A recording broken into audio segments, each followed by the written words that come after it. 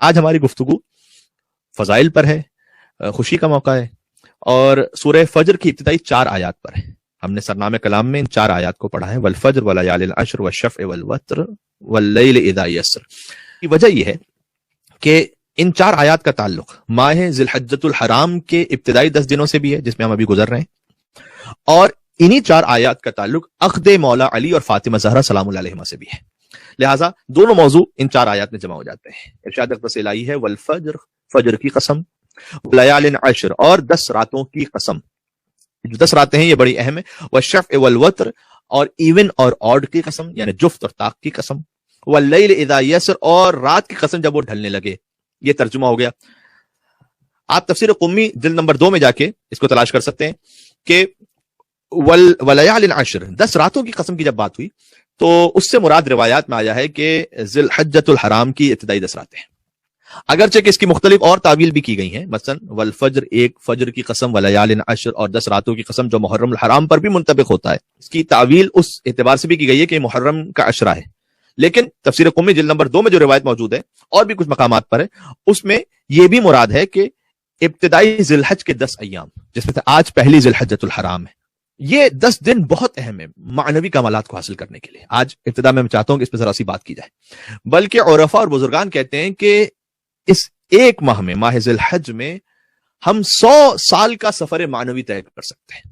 یعنی 30 دن اتنے اہم ہیں، ان میں سے بالخصوص 10 دن اتنے اہم ہیں، جو کہ اس میں عرفہ بھی ہے، پھر روزے عید ضحیٰ بھی ہے، اور اس کے عبادات بھی کچھ اعمال بھی ہیں، میں آپ کے سامنے عرض کرتا ہوں۔ ہم ان ایام میں 100 سال کا معنوی سفر طے کر سکتے ہیں، شرطوں اور شرائط کے ساتھ، اس لیے کہ یہ تو وہ معاملہ ہے کہ جو خود امام علی بن موسیٰ رضا علیہ السلام نے، آپ نے بار بار حدیث سلسلۃ الذہب کو سن لیا، مولا کے نام پر ایک صلوات بھیجے گا محمد وآل محمد پر، اللہم صلی علی محمد وآل محمد۔ اس پہ آپ نے سن لیا کہ خود خدا متعال نے جو کہا کہ لا الہ الا اللہ میرا قلعہ ہے، اس قلعے میں بھی آنے کے لیے اور عذاب سے محفوظ رہنے کے لیے کچھ شرائط ہیں۔ تو ظاہر ہے کہ شرائط تو ہمیں میٹ کرنے، کنڈیشنز میٹ کر لیں گے انشاءاللہ تو سینکڑوں سال کا معنوی سفر چند دنوں میں ہو جائے گا انشاءاللہ۔ اب آپ کے سامنے پہلے تو یہ عرض کر دوں کہ ان آیات کا تعلق حضرت مولا کائنات اور بی بی زہرا سلام اللہ علیہا کے عقد سے کیسے کریں گے؟ امام جعفر صادق علیہ السلام نے ارشاد فرمایا، یہ روایت تفسیر برہان میں جلد نمبر 5 میں، آیات ذہن میں رکھیے گا، ایک فجر کی قسم، 10 راتوں کی قسم، ایون کی قسم، آڈ کی قسم، ایون یعنی 2 جو ساتھ میں ہوتے ہیں، آڈ 1 2 ایون، آپ جانتے ہیں، اور اس رات کی قسم جب وہ ڈھلنے لگے۔ امام صادق علیہ السلام نے ارشاد فرمایا ہے اس آیت کی تعویل میں کہ الفجر هو القائم، یہ جو اللہ فجر کی قسم کھا رہا ہے، اس فجر سے مراد قائم آل محمد ہے، امام عصر و زمان جل اللہ تعالی فرجہ الشریف، اللہم صلی علی محمد وآل محمد، یعنی پروردگار امام زمانہ علیہ السلام کی قسم کھا کر اس سورہ کا آغاز کر رہا ہے۔ کتنا خوبصورت ہے، جس سورہ کا آغاز امام زمانہ علیہ السلام کی قسم سے اور جس کا اختتام حسین کے نفس مطمئن پر ہے۔ ایک الگ سے پھر موضوع ہے کہ حضرت حجت اور حضرت ابا عبداللہ الحسین علیہ السلام میں کیا کیا شباہتیں، یہ ایک مستقل ایک موضوع ہے جس پر اس وقت ہمیں گفتگو نہیں کرنی، لیکن میں سورہ کی لطافت آپ کے سامنے پیش کر رہا ہوں۔ آغاز امام زمانہ علیہ السلام کے نام پر، اختتام ابا عبداللہ الحسین علیہ السلام کے ذکر پر۔ امام صادق علیہ السلام نے فرمایا کہ فجر سے مراد قائم آل محمد ہے، اور 10 راتوں کی قسم، 10 راتوں سے مراد تعویل، دیکھیں اس کی تفسیر ہم نے عرض کر دیا کہ ذی الحج کی 10 راتیں ہیں، لیکن تعویل بھی ہے اس کی حدیث میں، اس کی تعویل 10 راتوں سے مراد 10 ائمہ ہیں۔ ابھی بہت غور کیجئے گا، امام 12 ہیں، ان میں سے ایک حضرت قائم کا ذکر ہو گیا کہ آغاز ہی ان کے نام سے، ان سے قسم اللہ سبحانہ وتعالیٰ کھا رہا ہے کہ والفجر یعنی قائم کی قسم۔ اس کے بعد 11 امام رہ جاتے ہیں، لیکن امام نے یہاں فرمایا کہ 10 راتوں کا جو اللہ نے ذکر کیا اس سے مراد 10 امام ہے، 11 نہیں، 10 امام ہے۔ کون سے 10 امام؟ اس میں بڑی خوبصورت تعبیر ہے، من الحسن الی الحسن، پہلے حسن سے آخری حسن تک۔ سلسلہ امامت کے پہلے حسن ہے امام حسن مجتبی علیہ السلام، سلسلہ امامت کے آخری حسن ہے امام حسن عسکری علیہ السلام۔ تو امام صادق علیہ السلام نے ارشاد فرمایا کہ 10 راتوں سے مراد اللہ سبحانہ وتعالیٰ کی جو مقصود ہے وہ ہے من الحسن الی الحسن، حسن مجتبی سے حسن عسکری علیہ السلام تک، 11 امام ہو گئے۔ اب ایک خود حضرت قائم، پھر امام حسن نے مجتبی سے امام حسن عسکری علیہ السلام تک۔ والشفع، اور ایون کی قسم، شفع کہتے ہیں جو 2 ہوں، ایک جیسے 2 ہوں، کاش میری بات پہنچ سکے، اسی لیے عدد 2 کو جفت کہا جاتا ہے، اس لیے کہ ایک اور ایک دونوں سے مل کر 2 بنتا ہے، اس لیے ایون کہتے ہیں نا، اسے برابر ہے۔ اگر دونوں میں سے کوئی ایک بھی کم یا زیادہ ہو تو پھر وہ 2 نہیں ہو سکتا، وہ 2 نہیں ہو سکتا، دونوں ایک ایک برابر سے ہوں گے تب جا کر ایون بنیں گے. والشفع، 2 برابر کی قسم. مولا نے فرمایا کہ یہ امیر المومنین اور فاطمہ زہرا سلام اللہ علیہ ہے. اللہم صلی علی محمد و علی محمد. اس ایک مولا کی حدیث کے ایک جملے میں مولا کائنات اور بی بی کے عقد کی ایک طرح سے سمجھ لیجئے کہ تفصیل کی جانب مکمل ایک اشارہ ہو گیا.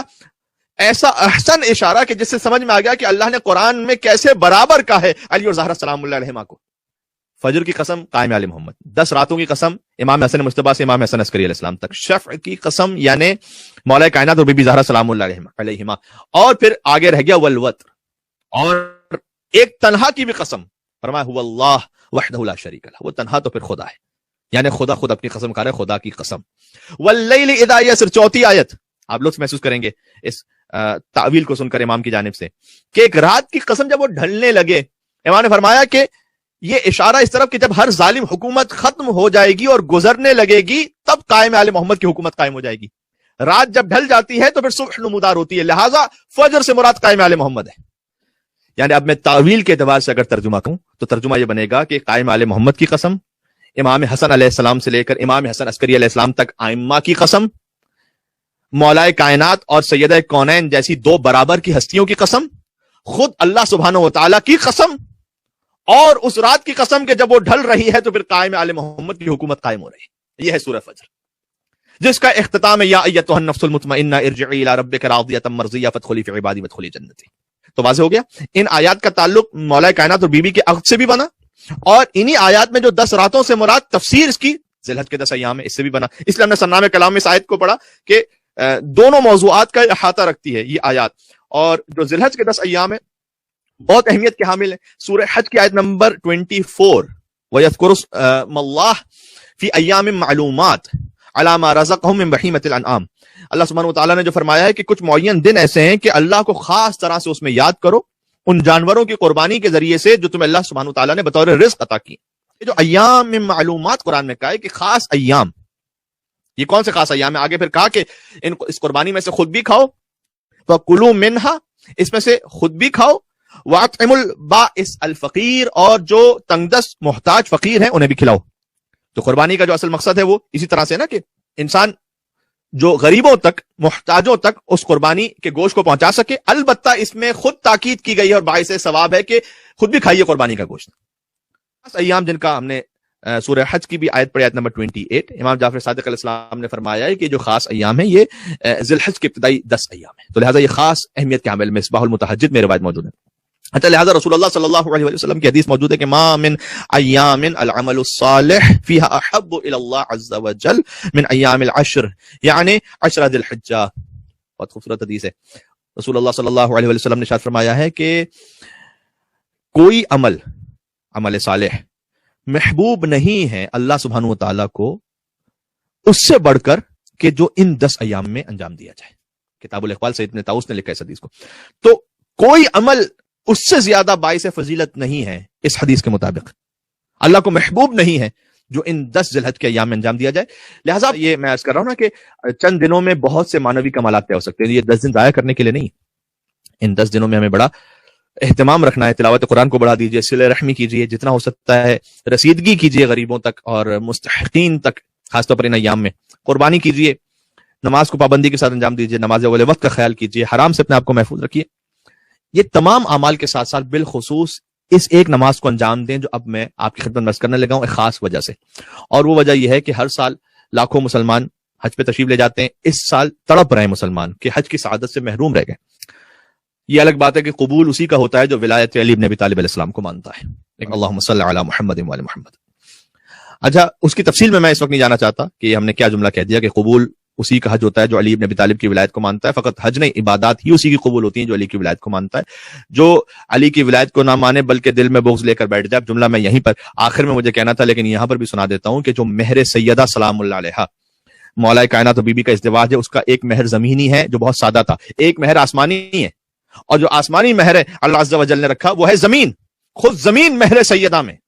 اور پھر حضور نے آگے ارشاد فرمایا، یہ آپ کو ساری روایات بہار الانوار جلد نمبر 43 میں مل جائیں گی کہ حضور نے ارشاد فرمایا کہ چونکہ مہر میں سیدہ کے زمین ہے لہذا کوئی بغض رکھتا ہوا سیدہ سے یا ان کی آل سے اس زمین پر چل رہا ہو تو چونکہ زمین مہر سیدہ میں ہے اس کا چلنا ہی زمین پر حرام ہے.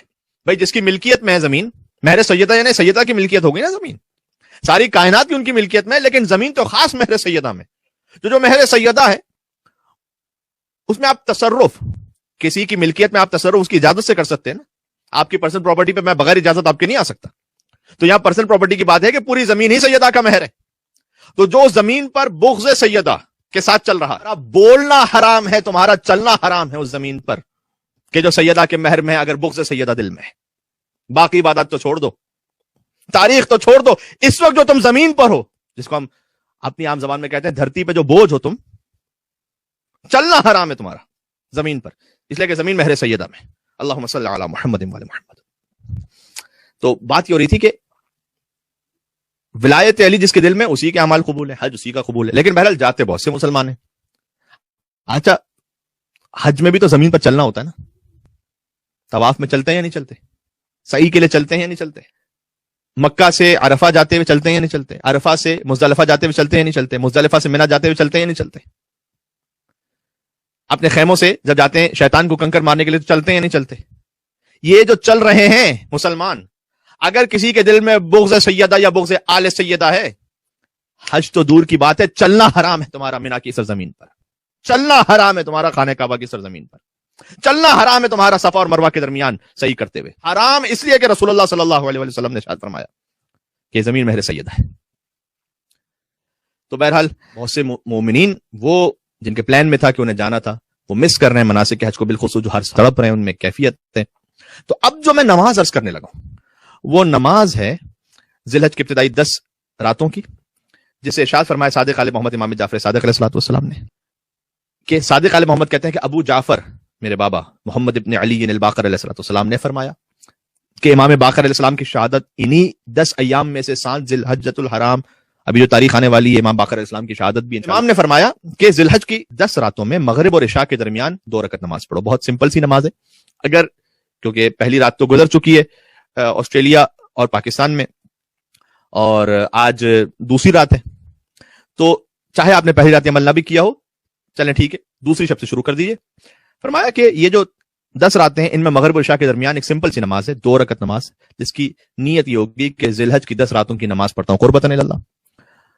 فجر کی طرح تقریباً بالکل نماز ہے. دونوں رکعتوں میں الحمد کے بعد ایک مرتبہ سورہ قل هو اللہ احد.